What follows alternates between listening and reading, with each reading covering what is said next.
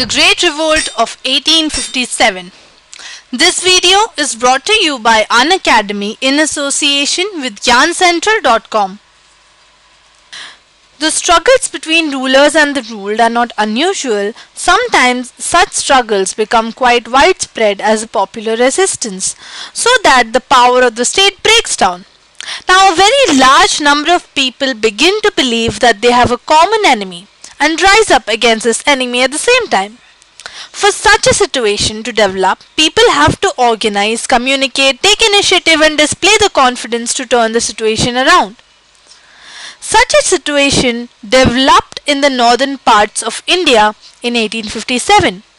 After 100 years of conquest and administration, the English East India Company faced a massive rebellion that started in May 1857. This threatened the company's very presence in India. Sepoys mutinied in several places beginning from Meerut, and a large number of people from different sections of society rose up in rebellion. Some regard it as the biggest armed resistance to colonialism in the 19th century anywhere in the world. On 29th March 1857, a young soldier named Mangal Pandey was hanged to death for attacking his officers in Barakpur. Some days later, some sepoys of the regiment at Meerut also refused to do the army drill because this army drill used the new cartridges which were suspected of coated with the fat of cows and pigs. 85 sepoys were dismissed from service and sentenced to 10 years in jail for disobeying their officers. This happened on 9th May 1857. The response, however, of the other Indian soldiers in Meerut was quite extraordinary. On 10th May, the soldiers marched to the jail in Meerut and released the imprisoned sepoys. They attacked and killed British officers. They captured guns and ammunition and set fire to the buildings and properties of the British and declared war on the Firangis or the British. The soldiers were determined to bring an end to their rule in the country. But who would rule the land instead? The soldiers had an answer to this question: the Mughal Emperor Bahadur Shah Zafar. The sepoys of Meerut rode all night of 10th May to reach Delhi in the early hours next morning. As news of arrival spread, the regiment stationed in Delhi also rose up in rebellion. Again, British officers were killed, arms and ammunition seized, buildings set on fire. Triumphant soldiers gathered around the walls of the Red Fort where the Badshah lived, demanding to meet him.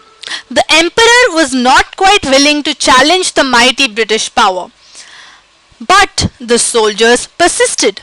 They forced their way into the palace and proclaimed Bahadur Shah Zafar as their leader. The aging emperor had to accept this demand. He wrote letters to all chiefs and rulers of the country to come forward and organize a confederacy of Indian states to fight the British. This single step taken by Bahadur Shah had great implications. The Mughal dynasty had ruled over a very large part of the country. Now, most smaller rulers and chieftains controlled different territories on behalf of the Mughal ruler. Threatened by the expansion of British rule, many of them felt that if the Mughal emperor could rule again, they too would be able to rule their own territories once more. Now, the British had not expected this to happen. They thought the disturbance caused by the issue of the cartridges would die down. But Bahadur Shah Zafar's decision to bless the rebellion changed the entire situation dramatically. Often when people see an alternative possibility, they feel inspired and enthused. It gives them the courage, the hope and the confidence they require to act. Now, after the British were routed from Delhi, there was no uprising for almost a week. So it took that much time for the news to travel. Now then a spurt of mutinies began. So regiment after regiment mutinied and took off to join other troops at nodal points like Delhi, Kanpur and Lucknow. Now, after them, the people of the towns and villages also rose up in rebellion and rallied around local leaders, zamindars, and chiefs who were prepared to establish their authority and fight the British. Nana Sahib, the adopted son of Peshwa Bajirao II, who lived near Kanpur, gathered armed forces and expelled the British garrison from the city. He proclaimed himself Peshwa. He declared that he was a governor under Emperor Bahadur Shah Zafar. Similarly, in Lucknow, Birjis Qadar, the son of the deposed Nawab Wajid Ali Shah, was proclaimed the new Nawab. He too acknowledged Bahadur Shah Zafar as his emperor.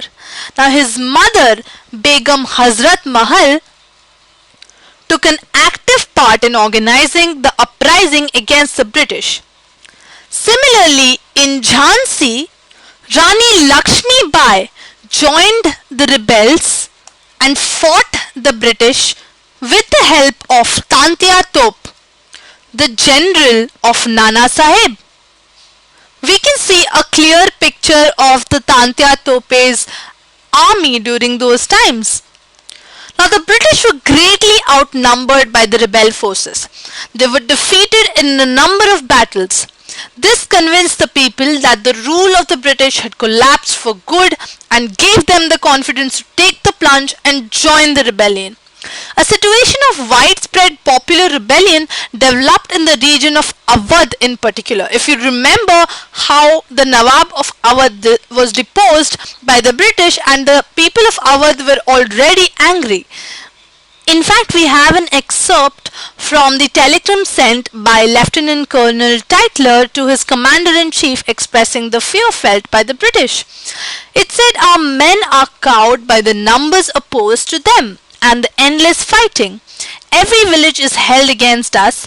The zamindars have risen to oppose us." Now, many new leaders came up. For example, Ahmadullah Shah, a Maulvi from Faizabad, prophesied that the rule of the British would come to an end soon.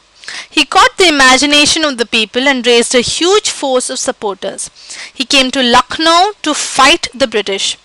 In Delhi, a large number of Ghazis or religion warriors came together to wipe out the white people. Bakht Khan, a soldier from Bareilly, took charge of a large force of fighters who came in Delhi. He became a key military leader of the rebellion. Now, in Bihar, an old zamindar, Kunwar Singh, joined the rebel sepoys and battled with the British for many months. Now, leaders and fighters from across the land joined the fight. Unnerved by the scale of the upheaval, the company decided to repress the revolt with all its might. It brought reinforcements from England, passed new laws so that rebels could be convicted with ease, and then moved into the storm centers of the revolt. Delhi was recaptured from the rebel forces in September 1857. The last Mughal emperor, Bahadur Shah Zafar, was tried in court and sentenced to life imprisonment. His sons were shot dead before his eyes. He and his wife, Begum Zeenat Mahal, were sent to prison in Rangoon in October 1858. Bahadur Shah Zafar died in Rangoon jail in November 1862. The recapture of Delhi, however, did not mean that the rebellion died down after that. People continued to resist and battle the British.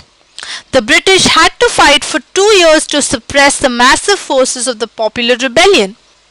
Lucknow was taken in March 1858. Rani Lakshmi Bai was defeated and killed in June 1858. Now, Tantia Top escaped to the jungles of central India and continued to fight a guerrilla war with the support of many tribal and peasant leaders. He was captured, tried and killed in April 1859. Just as victories against the British had earlier encouraged rebellion, the defeat of rebel forces encouraged desertions. The British also tried their best to win back the loyalty of the people.